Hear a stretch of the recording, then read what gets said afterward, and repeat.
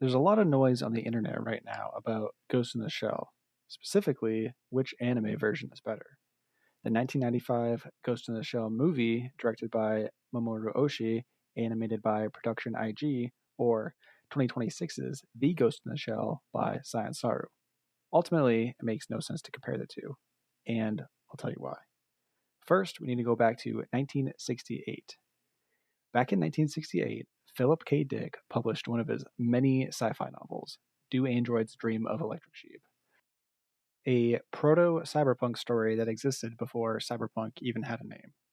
Most people know the story through Ridley Scott's 1982 movie, Blade Runner, though Blade Runner is not a one-to-one adaptation of the novel, and this is important.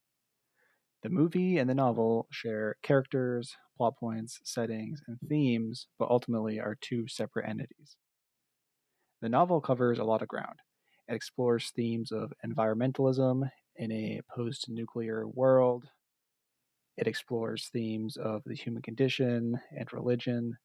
There's a religion called Mercerism, which follows the prophet Mercer, where every evening people plug into their empathy box, which is essentially a VR headset that allows the user to feel pain, and they watch their prophet walk up this hill and get pelted with rocks, and they all feel his pain together. The main character, Decker, is a follower of this religion, yet he feels no empathy for the runaway replicants that he's retiring. After killing a replicant who is a successful opera singer and who's passionate about it, and then falling in love with another replicant named Rachel, he starts to question if machines are any different than humans. Also, in this world, which is set in 2019, real animals are a status symbol, and poor people like Decker and his wife own robot animals. Decker needs to bring his electric sheep to the mechanic as it's the only thing that's keeping his depressed wife alive, essentially. But, he can't get it repaired. But after performing well at work, he gets a real life Nubian goat, and then Rachel kills it after Decker refuses to stop hunting the replicants. This is also set in San Francisco, I believe, California, right? So then he drives up to Oregon. He finds a toad, only to later discover it's a robot, but his wife has a desire to care for her anyways. And while all this is happening, there's a whole subplot following a second character named John R. Isidore, who's a low IQ man deemed a special who assists runaway replicants and has empathy for them, even though they show none to him. If this feels like it's all over the place, that's because it is. The novel is very on the nose with its themes, and a lot of the writing is downright goofy at times.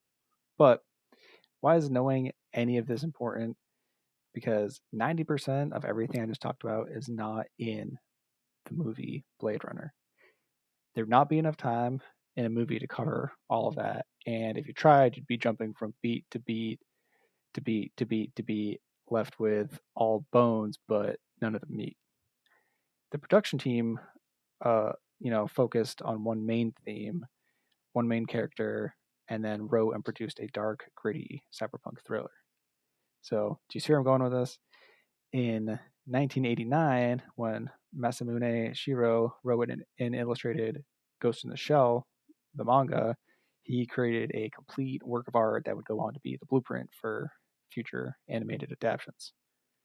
The 1995 Ghost in the Shell movie did with the manga what Blade Runner did to Do Androids Dream of Electric Sheep. In this case, the anime movie and the manga, they share characters, plot points, settings, and themes, but ultimately are two separate entities.